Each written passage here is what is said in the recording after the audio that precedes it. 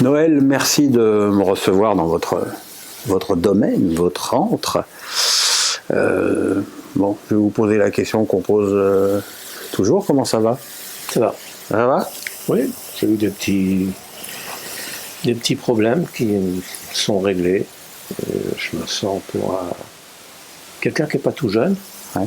Je me sens en pleine forme. Ouais. Vos détracteurs diront que vous êtes immortel. Détracteurs, je ne sais pas, mais enfin, en tout cas, ces derniers temps, je rate aucune réunion, je suis présent. Ceux qui ne m'aiment pas aujourd'hui ne m'aimeront jamais. Donc, ouais, je pense que c'est foutu. J'ai perdu je pense que c'est foutu. Espoir pour certains. Comment va le foot français, Noël? Bah, si on regarde la sélection nationale dans l'ensemble, c'est pas si mal. L'équipe A va bien. En dehors de la Coupe d'Europe, depuis, on a bien joué. Les féminines, super. Je pense qu'on a 18 matchs sans défaite, je crois. Les espoirs, un petit faux pas pour Zil Fairway qu'on rencontre jeudi. On devrait se qualifier, j'espère. Donc les sélections nationales, dans l'ensemble, c'est bon. C'est toutes nos équipes de jeunes, les moins de 16, moins de 18. On est toujours dans les très bonnes équipes quand il y a une compétition. Le championnat, je le trouve plus agréable. Il y a du monde sur les stades. L1. Il y a eu ces incidents tout de suite après le Covid, de terrain envahi, tout ça m'a surpris parce que les gens avaient envie de football. Ça s'est calmé. Mais franchement, il y a une bonne fréquentation des stades dans la plupart des villes, avec un jeu qui me paraît être intéressant. Ça se tend un peu là, c'est normal, on arrive aux échéances de fin. Le spectacle est peut-être un petit peu moins privilégié qu'il a pu l'être en début de saison. Peut-être, mais ça a bien joué pendant longtemps. Je reviens sur les sélections nationales, on peut vous reconnaître une qualité, c'est la fidélité. Parce qu'il y avait pas mal de monde qui avait sauté sur l'occasion de l'échec à l'Euro pour envoyer Deschamps à la retraite. Beaucoup de monde qui voulait faire de même avec Ripoll après la catastrophe des JO, sur laquelle nous reviendrons. Et je dirais la quasi-totalité des observateurs qui voulaient la peau de Corinne Diacre. Or, les trois sont toujours en place.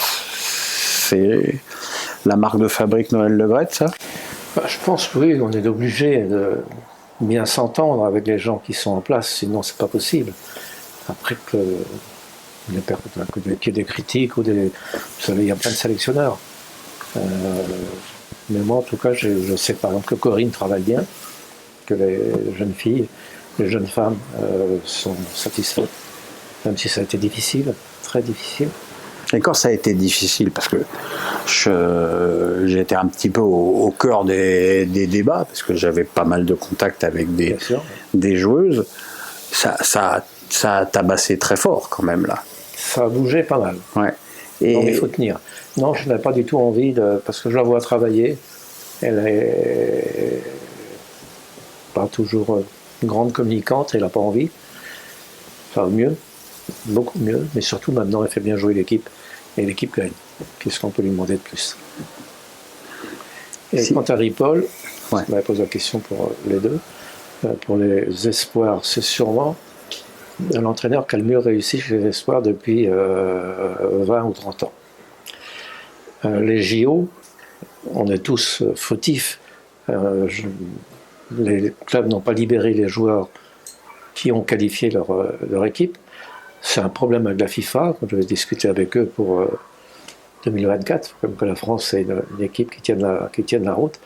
Donc il a eu le mérite de prendre des joueurs que je ne connaissais même pas, et vous non plus, je suis persuadé.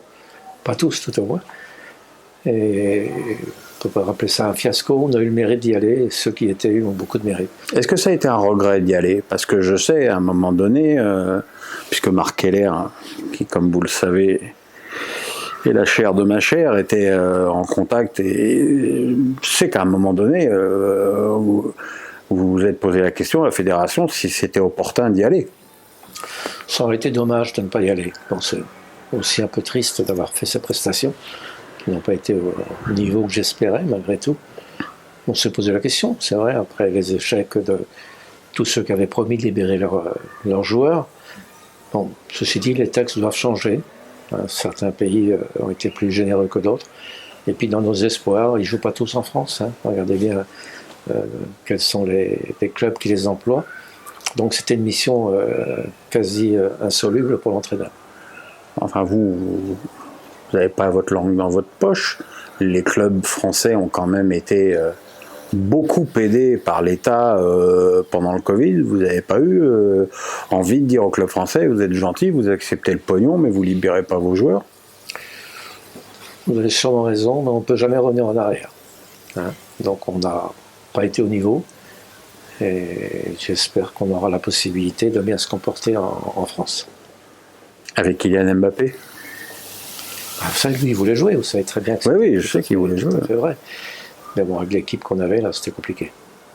Non, mais Kylian veut être avec le maillot de l'équipe de France au JO de 2024. Ça serait bien. Ça serait chouette.